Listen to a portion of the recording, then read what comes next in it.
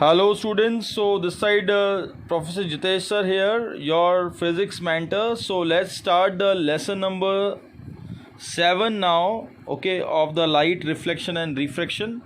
So in the previous lecture what we have done the mirror formula, right, and also we have done the numerical, right. We have done the good numerical that was based on the mirror formula. उस पर numerical किया था, मैंने एक assignment भी दिया था, solve assignment, उसमें सारे क्वेश्चन सॉल्व थे, आपको भी वो वापस करने थे मिरर फार्मूला पे। वो बोर्ड एग्जाम्स के प्रीवियस ईयर के क्वेश्चन थे और उसी टाइप के क्वेश्चन ही एग्जाम में आएंगे। तो मिरर फार्मूला तक हमारा मिरर्स पूरा ख़त्म हो जाता है। अब हम इस चैप्टर का नेक्स्ट टॉपिक स्टार्ट कर रहे हैं, that is known as the refraction of the light. Okay, what is the name of the topic? Refraction, okay, of light, right. Light का रिफ्रैक्शन कैसे होता है, ये टॉपिक का नेम है, refraction of the light, this is the name of the topic, right. Light का refraction, okay. So what do you mean by the refraction in physics? Refraction का मतलब फिजिक्स में क्या होता है? What is the meaning of refraction in physics? It's the simple meaning is refraction is defined as what?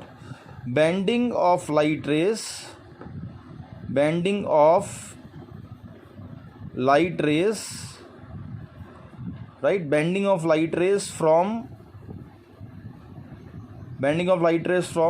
one medium to other medium, one medium to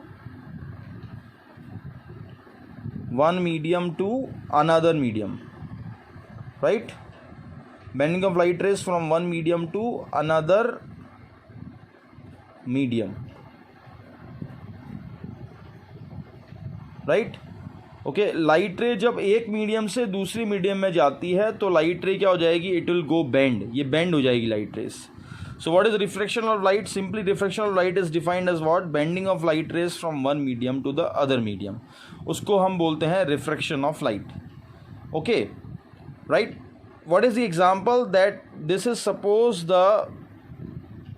there are two mediums, okay, one medium is the air, right, एक air medium है और दूसरा medium जो है यहाँ पे, ये जो मीडियम बना रहा हूँ मैं, this medium is suppose what? Water,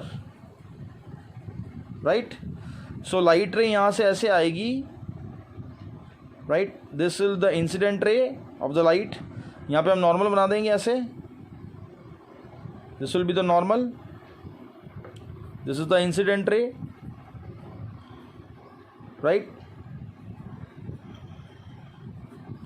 okay, incident ray हो गया, नॉर्मल हो गया, ठीक है ना। तो क्या होगा? लाइट का बेंडिंग हो जाएगा, light will be bended. Okay, light कैसे बेंड होगी? How will bend? It will bend like this, ऐसे लाइट बेंड हो जाती है, ठीक है ना, इस तरह से लाइट बेंड हो जाएगी, right. So this process is known as what? Refraction. इसको हम क्या बोलते हैं फिजिक्स में? This process is known as refraction. अब बेंडिंग क्यों होती है? Why the bending is taking place? Because of the change in velocities. भाई एयर में लाइट की वेलोसिटी अलग होती है, वाटर में लाइट की वेलोसिटी अलग होती है। सो उस वजह से जो होता है, लाइट जो है वो बेंड हो जाएगी, right, it will go bend, वो स्ट्रेट नहीं जाएगी। तो this is known as refraction of the light. क्या बोलते हैं इसको हम? Which is known as the refraction of the light. Now dear students, जो रिफ्रैक्शन ऑफ लाइट है उसके अंदर what there are two simple rules, that when light rays goes from rarer medium to denser medium, right. जब light rays rarer medium से denser की तरफ जाती है तो क्या होगा? रेयरर मीन्स क्या होगा? जिसमें पार्टिकल की डेंसिटी कम होती है, जैसे एयर और वाटर में से डेंस कौन सा है? Water is denser than air, because particle की डेंसिटी वाटर में ज़्यादा है। तो air rare to denser medium में लाइट जाएगी तो क्या होगा? It will shift towards the normal, it will shift towards the normal, towards normal, वो नॉर्मल की तरफ शिफ्ट हो जाएगी। दैट मीन्स जैसे यहाँ लाइट आ रही थी ऐसे, तो ये शिफ्ट टूवर्ड्स द नॉर्मल की तरफ शिफ्ट हो गई। और जब light rays denser to rarer जाएगी, डेंसर टू रेयरर मतलब फॉर एग्जांपल जैसे वाटर से वापस लाइट निकलती है और मान लो बाहर एयर है तो क्या होगा? It will shift away from the normal, normal से अवे शिफ्ट हो जाएगी। डेंसर टू रेयरर जब भी लाइट जाएगी, राइट, जिस पार्टिकल की डेंसिटी ज़्यादा है उससे लाइट पास होकर रेयर मीडियम में चली जाए तो यहाँ पे क्या हो जाएगा, it shifts away from the normal से दूर चली जाएगी, right. So what is basically refraction, bending of light rays from one medium to other medium. Light rays bend क्यों होती है, because of the change in the velocity. Light bend हो जाएगी और रेयर टू डेंसर में जाएगी light. Rare मतलब जैसे एयर से वाटर में जाती है लाइट, एयर ज़्यादा कम डेंस है. वाई, बिकॉज उसके पार्टिकल्स दूर दूर होते हैं एयर के, वाटर के पार्टिकल्स थोड़े पास पास में होते हैं, तो ये डेंसर मीडियम है. तो रेयर से डेंसर मीडियम में लाइट जाएगी तो नॉर्मल की तरफ शिफ्ट हो जाएगी, it will shift towards the normal.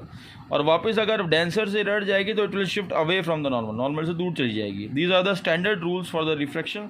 अब इसके लॉज भी होते हैं रिफ्रैक्शन की, जो हम बाद में पढ़ेंगे. उससे पहले there is a experiment which is known as glass slab experiment, जो कि प्रैक्टिकल है हमारा 10th क्लास का, वो एग्जाम में भी आएगा.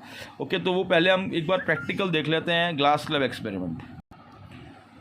सो students, this is the glass slab experiment we are doing. See, ये वाली जो है हमारे पास में एक ग्लास स्लैब है और उसके बाहर एयर मीडियम है. तो सबसे पहले लाइट इसमें अंदर आएगी. Light, this ray is what, this will be the incident ray of the light. ये जो मैंने बनाया है dotted line, this is a normal.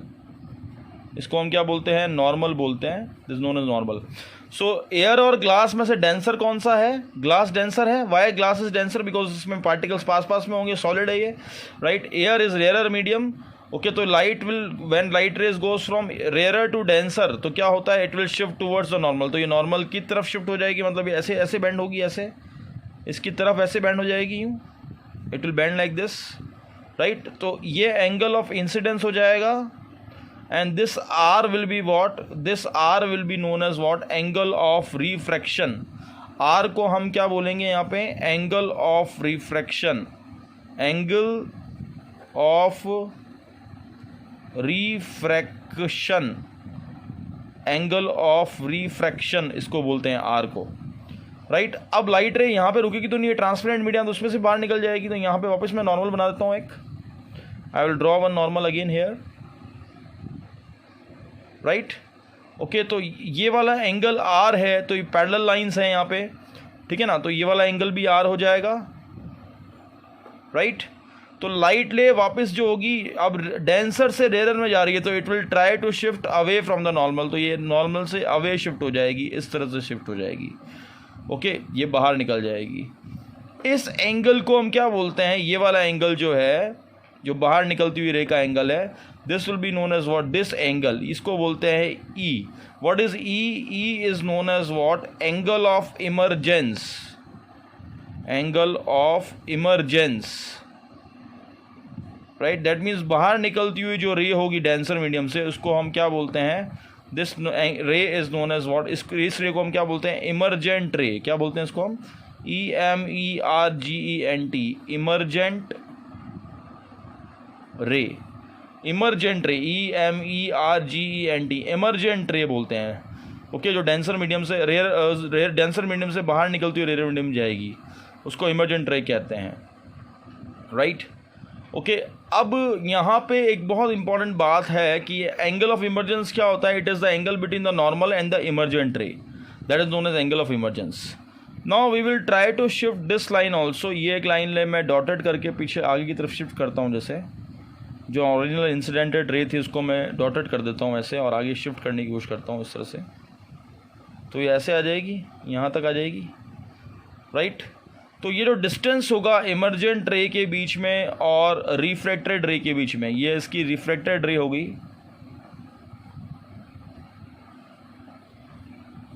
Right. Okay, तो ये जो डिस्टेंस हो जाएगा यहाँ पे इमरजेंट रे और रिफ्रैक्टेड रे के बीच में, ये जो डिस्टेंस है d, ओके, ये d डिस्टेंस, इसको हम क्या बोलते हैं, this d distance is known as in physics lateral displacement. Lateral displacement, LATERL, lateral displacement. Lateral displacement की डेफिनेशन क्या होती है, the perpendicular distance, the perpendicular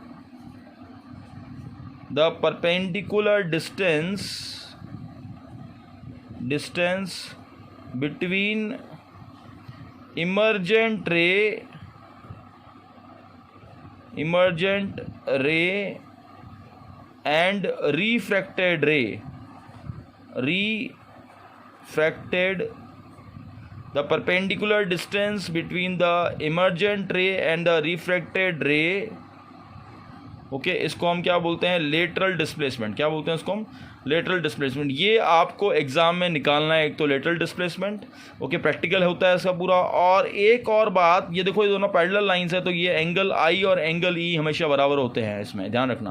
that means जिस एंगल से लाइट इसमें इंसिडेंट करेंगे हम लोग, उसी एंगल से लाइट वापस इमर्ज भी होनी चाहिए। Angle I and E are always equal, angle I will be always equal to angle E.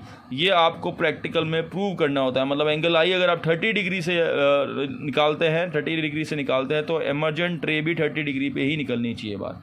ये पूरा एक्सपेरिमेंट है जो आप लोग इस साल 10 क्लास में फिजिक्स लैब में करोगे। कैसे करते हैं एक्सपेरिमेंट को, वो आपको कराया जाएगा। एक ग्लास स्लैब लेके बटर पेपर पे किया जाता है यूजिंग द ऑल पेन्स, ये एक्सपेरिमेंट होता है। और लेज़र लाइट का भी इसमें यूज़ होता है, पूरा प्रैक्टिकल होता है। थ्योरी के लिए आपको ये ध्यान रखना जो मैंने बताया कि एंगल आई और एंगल ई एक तो बराबर होते हैं, दूसरा लेटरल डिस्प्लेसमेंट जो होता है that is a distance between the emergent रे, okay, and the reflected ray. दोनों के बीच का परपेंडिकुलर डिस्टेंस क्या होता है, that is known as what, lateral displacement, right. तो ये ग्लास स्लैब एक्सपेरिमेंट अपना पूरा हो गया, right dear students. So in the next lesson what we will do, next lesson में हम क्या करेंगे, हम लोग इसके रिफ्रैक्शन के लॉज पढ़ेंगे। Will study the laws of the refraction, right. इसका असाइनमेंट बहुत इजी है इस लेक्चर का, तो वो आप घर पे करना है आपको। आई होप पहले वाला असाइनमेंट भी आपने ढंग से कर लिया था, बिना देखे भी करना था उसको, राइट। ओके, इसके सॉल्यूशन मैंने दे रखे थे, I have already given you the solutions. I hope you like this lecture. Okay, we will meet now in the next class. Thank you dear students.